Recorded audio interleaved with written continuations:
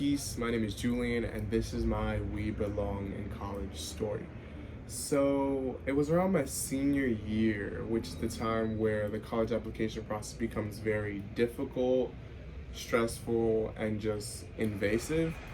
And I needed a lot of documents to prove that I'm eligible for financial aid. And my mother didn't want to give me those documents, who was my primary guardian. Um, and she didn't want to give me those documents because she was against me going to college. And this was primarily because she came to America to chase the American dream.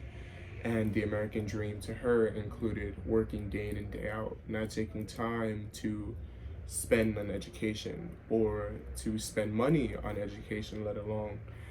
And so that idea was just very culturally, it was just not something she resonated with.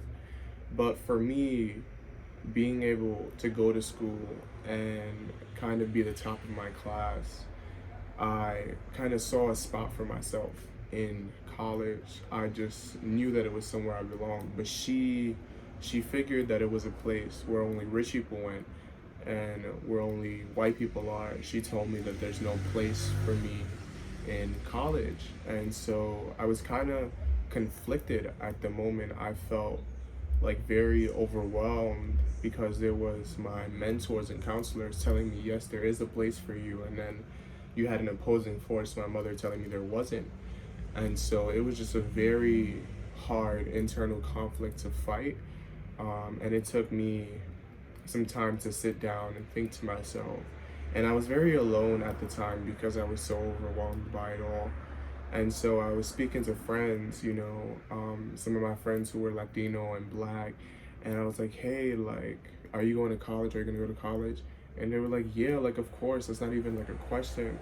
And then after like talking to other people about like where I am in this application process and whatnot, I kind of came to my own, and I was like, you know what?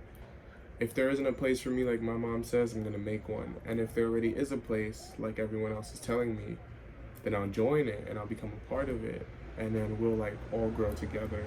So I had this conversation with my mom, and then she saw that I was really determined to go, and she decided, if it's something you really want to do, I'll let you do it. And then she gave me the paperwork, and I got in, and I realized that even when the college application or any application process is getting very like overwhelming, or anything in life, all it requires is for you to take moments and ground yourself, and then just come back stronger and just have that persistence.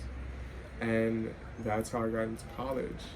And I'm currently in my second semester of my second year, and I've never been more proud of my decision to just keep on persisting.